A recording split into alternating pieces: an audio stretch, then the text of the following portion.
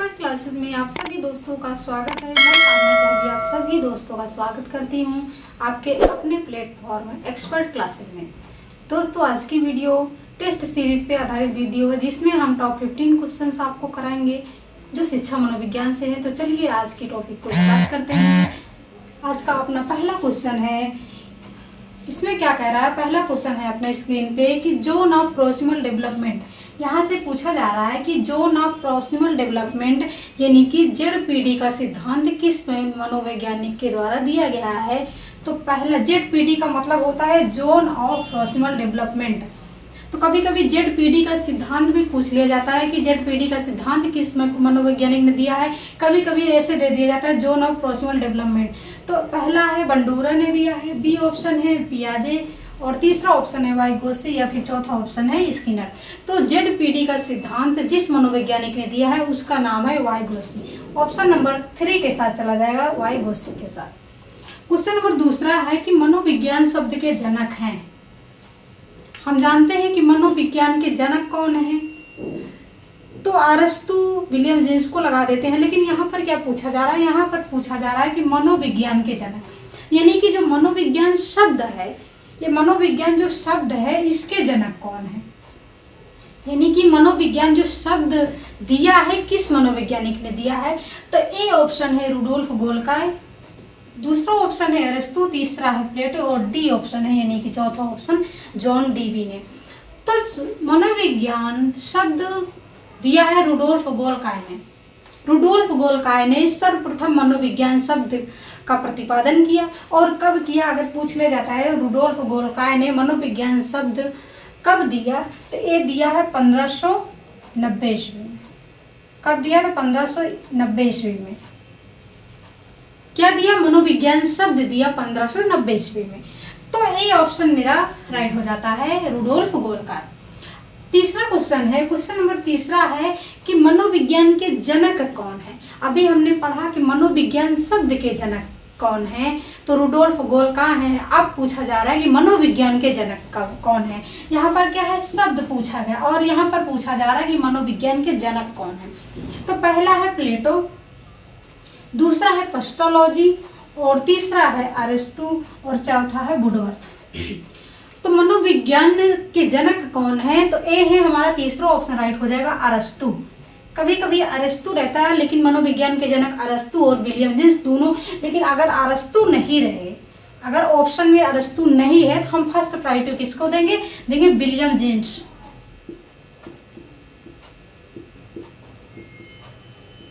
अगर ऑप्शन में हमारा अरस्तु मिलता है मनोविज्ञान के जनक में, तो हम अरस्तु को टिक करेंगे। अगर अरस्तु नहीं है ऑप्शन में, तब हम विलियम जेम्स को टिक करेंगे। अगर दोनों अरस्तु और विलियम जेम्स दोनों है, तो हम फर्स्ट प्रायोरिटी किसको देंगे? तो अरस्तु को देंगे। क्लियर है? अरस्तु इसका हो जाएगा मनोविज्ञान के जनक। अब क्वेश्चन नंबर चौथा है मेरा, क्वेश्चन नंबर 4 है कि प्रयोजन शिक्षण विधि के प्रणेता कौन है। यानी कि प्रयोजनवाद के जनक कौन है। तो ए ऑप्शन है किलपैट्रिक, बी ऑप्शन है जॉन डीवी, और सी ऑप्शन है अरस्तु, और डी ऑप्शन है वाइगोत्स्की। तो प्रयोजन शिक्षण विधि के प्रणेता कौन है? ए है किलपैट्रिक। किलपैट्रिक ने प्रयोजन विधि का मतलब किलपैट्रिक को प्रयोजनवाद का जनक कहा जाता है। ए ऑप्शन राइट हो जाएगा, किलपैट्रिक। क्वेश्चन नंबर 5 है स्क्रीन पे कि बच्चे दुनिया के बारे में अपनी समझ का क्या करते हैं? सृजन करते हैं।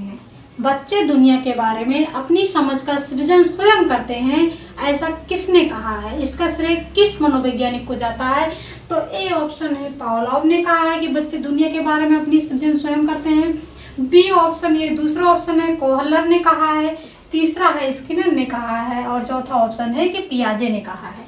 तो ऐसा कौन सा मनोवैज्ञानिक है जिन्होंने कहा है कि बच्चे अवस्था के अनुरूप विकास करते हैं, अपनी समझ का वो सृजन स्वयं करते हैं। कैसे करते हैं? अवस्था के अनुरूप। तो यहाँ पर चौथा ऑप्शन पियाजे सही हो जाएगा कि पियाजे एक ऐसे मनोवैज्ञानिक है जिन्होंने कहा है कि बच्चे दुनिया के बारे में अपनी सृजन का विकास स्वयं करते हैं। तो यहाँ पर चौथा ऑप्शन राइट हो जाएगा, पियाजे। क्वेश्चन नंबर 6 है कि शिक्षा मनोविज्ञान की उत्पत्ति कब हुई। यहाँ पर पूछा जा रहा है कि शिक्षा मनोविज्ञान की उत्पत्ति कब हुई, तो ए ऑप्शन है 1900 में हुई, दूसरा ऑप्शन है 1905 में, तीसरा 1904 में और चौथा ऑप्शन है 1886 में। तो शिक्षा मनोविज्ञान की उत्पत्ति हुई है 1900 में। कब हुई है? 1900 में। पहला ऑप्शन सही हो जाएगा, 1900 में शिक्षा मनोविज्ञान की उत्पत्ति हुई है। अब क्वेश्चन नंबर 7 है, क्वेश्चन नंबर 7 है यहाँ पर कि मनोविज्ञान प्रारंभ में किस विषय का शास्त्र था, यानी कि मनोविज्ञान प्रारंभ में किस विषय का अंग था। मनोविज्ञान को प्रारंभ में क्या कहा जाता था, तो पहला ऑप्शन है दर्शन शास्त्र, दूसरा है नीति शास्त्र, तीसरा है तर्क शास्त्र और चौथा है भौतिकी। तो मनोविज्ञान को प्रारंभ में किसका अंग माना जाता था, तो उसको माना जाता दर्शन शास्त्र। क्या कहा जाता था? दर्शन शास्त्र। प्रारंभ में दर्शन शास्त्र का अंग था। तो ए ऑप्शन यानी कि पहला ऑप्शन राइट हो जाएगा, दर्शन शास्त्र के साथ चला जाएगा। क्वेश्चन नंबर 8 है कि प्रारंभिक अवस्था में शिशु होते हैं अत्यधिक। प्रारंभिक अवस्था होती है जो, उसमें शिशु कैसे होते हैं? प्रारंभिक अवस्था का मतलब होता है शैशवावस्था। तो उसमें बच्चे कैसे होते हैं? जब एकदम न्यू बॉर्न बच्चे कैसे होते हैं, तो बहिर्मुखी। बहिर्मुखी का मतलब क्या होता है कि बच्चे जो है तुरंत दूसरों के साथ कोई भी चीज़ों को एकदम शेयर कर देते हैं, अपनी बातों को शेयर करते हैं। अगर उनको बताया गया कि घर में आपके ऐसा हो रहा है, घर में ये चीज़ें आपके नहीं है, तो दूसरों से तुरंत तो बताते हैं कि हमारे घर में ये चीज़ें नहीं है, या फिर हमारे मम्मी ने ऐसे कहा, तो उसको बोलते हैं बहिर्मुखी, जो दूसरों के साथ एकदम घुल मिल जाए अच्छे से। अंतर्मुखी का मतलब होता है कि मन ही मन में शांत रहे। और तीसरा है स्वकेंद्रित, कि बच्चे न्यू बॉर्न बच्चे जो होते हैं वो स्वकेंद्रित होते हैं और दूसरों पर निर्भर होते हैं।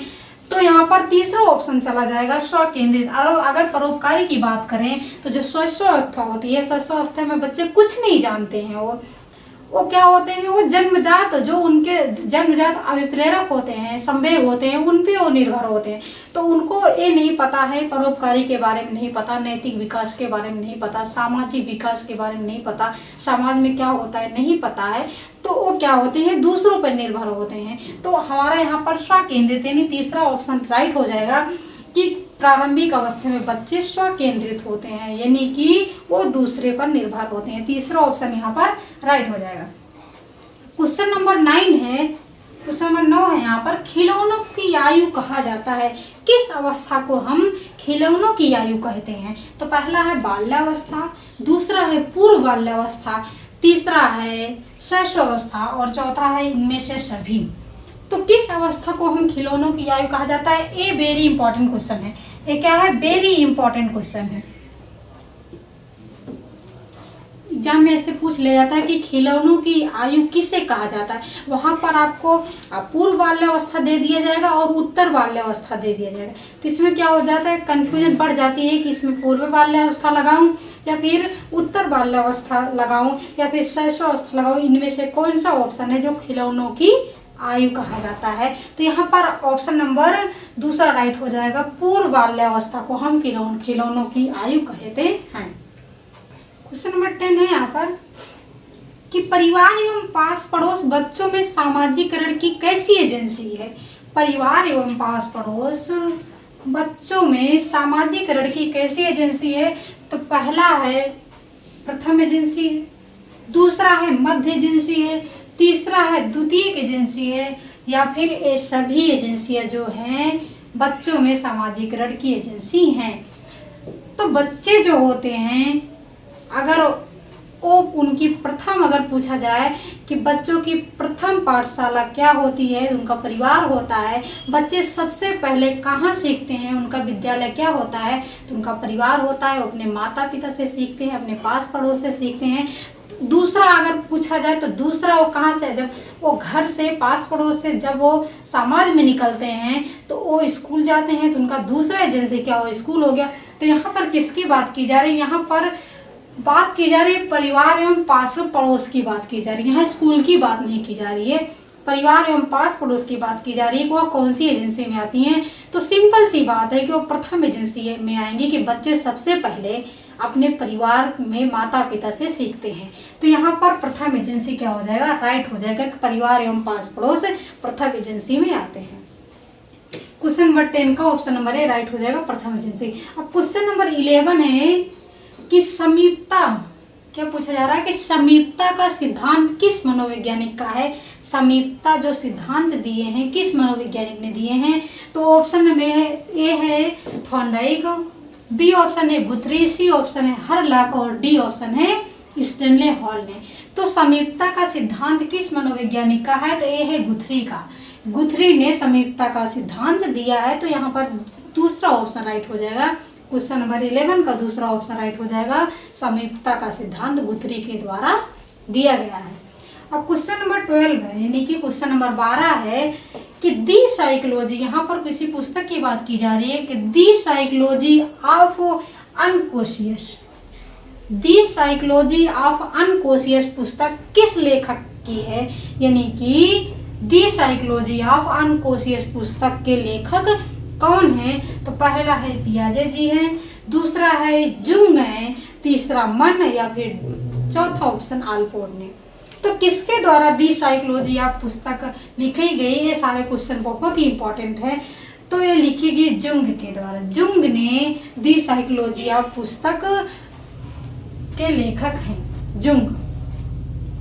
दूसरा ऑप्शन राइट हो जाएगा, जुंगे के साथ चला जाएगा। अनकॉन्शियस पुस्तक किसकी है, कि जुंग की है।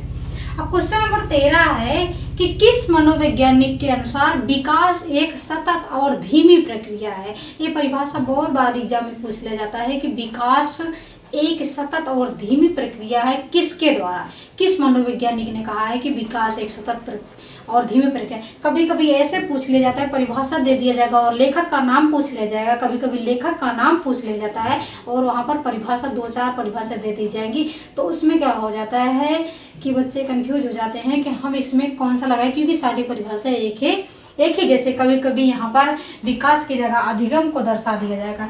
तो विकास किस मनोवैज्ञानिक के अनुसार विकास एक सतत और धीमी प्रक्रिया है, तो हमें सीधी सी बात, सिंपल सी बात है कि स्किनर को लगा देना है कि स्किनर के अनुसार विकास एक सतत और धीमी प्रक्रिया है। क्लियर है। क्वेश्चन नंबर 14 है, क्वेश्चन नंबर 14 है कि बाल मनोविज्ञान का सर्वोत्तम वैज्ञानिक विवरण किसके द्वारा प्रस्तुत किया गया। बाल मनोविज्ञान का सर्वप्रथम वैज्ञानिक विवरण किसके द्वारा प्रस्तुत किया गया, वो कौन से मनोवैज्ञानिक हैं, तो पहला है प्लेटो, दूसरा है सुकरात, तीसरा है जॉन डेवी और चौथा है पेस्टोलॉजी। तो यहाँ पर ऑप्शन पेस्टोलॉजी के साथ चला जाएगा। तो पेस्टोलॉजी ने सर्वप्रथम मनोवैज्ञानिक वैज्ञानिक विवरण का संपादन यानी प्रस्तुत किया, किसका, बाल मनोविज्ञान का सर्वप्रथम वैज्ञानिक विवरण पेस्टोलॉजी के द्वारा प्रस्तुत किया गया। तो पेस्टोलॉजी यहाँ पर ऑप्शन नंबर चौथा राइट हो जाएगा।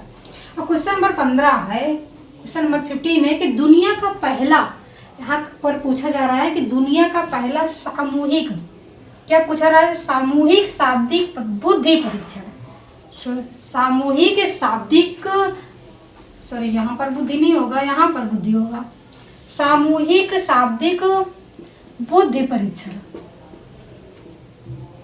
बुद्धि परीक्षण कौन सा है। जहां पर सामूहिक की बात की जाए कि सामूहिक शाब्दिक बुद्धि परीक्षण कौन सा है, जहां पर यहाँ पर सामूहिक की बात की जाए तो ये ऑप्शन आर्मी बीटा परीक्षण, आर्मी अल्फा परीक्षण। तो वहां पर तुरंत आप आंसर टिक कर दीजिए आर्मी अल्फा परीक्षण।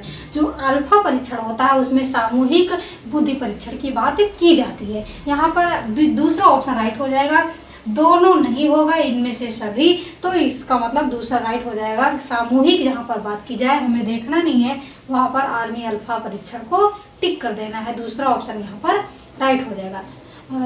तो दोस्तों आपको वीडियो कैसी लगी हमें कमेंट करके ज़रूर बताइएगा। और हाँ, अगर वीडियो अच्छी लगे तो लाइक कर देना। अगर चैनल में पहली बार जुड़े हैं तो चैनल को सब्सक्राइब जरूर कर देना, बेल आइकन को क्लिक कर देना जिससे वीडियो का नोटिफिकेशन आपको मिलता रहे। Thanks for watching video. This is Sadhna Tyagi edge expert classes.